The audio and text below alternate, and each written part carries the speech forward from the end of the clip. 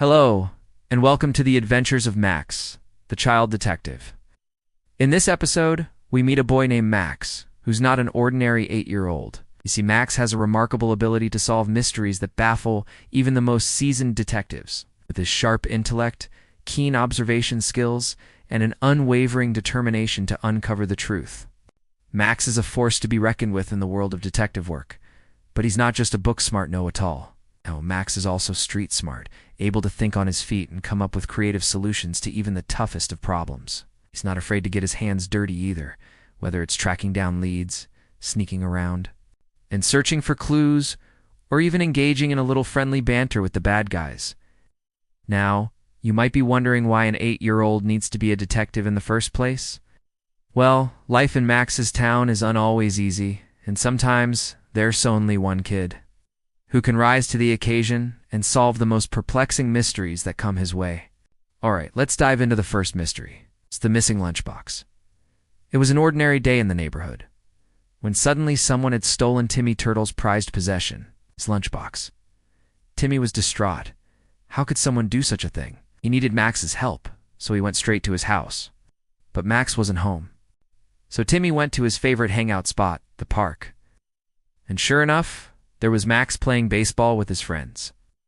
"Max, you have to help me," cried Timmy. "Someone's stolen my lunchbox." Max put his bat down and turned to Timmy. "Don't worry, old chum," he said. "We'll find your lunchbox. Just tell me everything from the beginning." And so Timmy explained how he had left his lunchbox by the lockers at school, but when he returned from recess, it was gone. Max nodded, taking in all the details. "Thank you, Timmy. Now, let's go see what clues we can find." They arrived at the school just as the bell rang for the end of classes. As the students exited the building, Max noticed something strange. All of them were carrying their lunchboxes except for one, Billy the bully. That was odd because Billy never carried a lunchbox. His mother packed his food in a cooler. "Excuse me," said Max, stopping Billy. "Did you happen to see where Timmy Turtle's lunchbox is?" Billy looked at him with a sneer. "What do I look like, Max? The lunchbox detective? Besides, if I saw anything, would I tell you?" And with that, he shoved past Max and headed out of the schoolyard. Max and Timmy exchanged glances. It seemed Billy was their first suspect. As they followed Billy, Max continued to question him. "Do you know where Timmy keeps his lunchbox, Billy?" "I don't know anything about a lunchbox," snapped Billy. "Why would I care?" But Max wasn't buying it. He noticed that Billy was nervously twisting the straps of his backpack. Could there really be a lunchbox inside? Meanwhile, Timmy had an idea. "Hey, Billy, why don't you show us what's in your backpack? That'll prove to Max that you didn't take Timmy's lunchbox," suggested Timmy. Billy hesitated, then opened his backpack, revealing rows of books and notebooks. "See nothing?" he exclaimed triumphantly. But Max wasn't convinced. He knew Billy was hiding something. "Billy," said Max in a serious tone, "I think you're trying to distract us. I believe you took Timmy's lunchbox." Billy's face turned red with anger. "I told you, I didn't do it." But before he could deny it any further, the school bell rang again. It was time to go.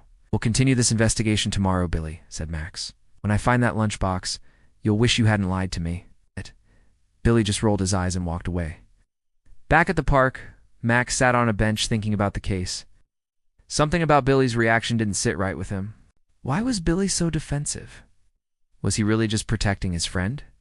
Max decided to pay Billy a surprise visit at his house.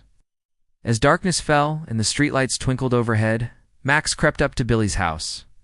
He snuck through the open window and tiptoed into Billy's room. There, hidden under Billy's bed, was Timmy's lunchbox. Relief washed over Max as he realized that Billy had taken the lunchbox to protect it from the other kids. Billy called Max softly, and Billy emerged from behind his desk, rubbing his eyes sleepily. "You took Timmy's lunchbox to protect it, didn't you, Billy?" Billy nodded slowly. "Yeah," he mumbled, "but I thought I'd given it back to him after school." Max understood. Billy had meant well, but he needed to learn the importance of honesty. "Don't worry, Billy," said Max, placing a hand on Billy's shoulder. "I won't tell anyone about this, but please promise me you'll always tell the truth." Billy looked up at Max, his eyes filled with gratitude. "Thanks, Max. I promise." Together, Max and Billy retrieved the lunchbox from under the bed and set off to return it to Timmy. When they knocked on Timmy's door, Max handed the lunchbox to Timmy, who was overjoyed. "My lunchbox," he cried, hugging Max. "You found it." "Thank you, Max. How can I ever repay you?" "Just make sure to lock your lunchbox in a safe place next time, Timmy," advised Max with a smile. "Of course I will, Max. Thank you for helping me." And with that, Timmy ran off to show his mom the recovered lunchbox. As Max and Billy walked home together, Max couldn't help but feel proud of himself. He'd solved yet another mystery and helped his friend in need. It was just another day in the life of Max, the child detective. But our adventure doesn't end here. The next episode, Max will face a new challenge. So remember to stay tuned and join him on his next exciting escapade. What new mystery will Max find himself solving? And what clever deductions will he use to crack the case? Find out in the next episode of Max, the Child Detective. Don't miss it.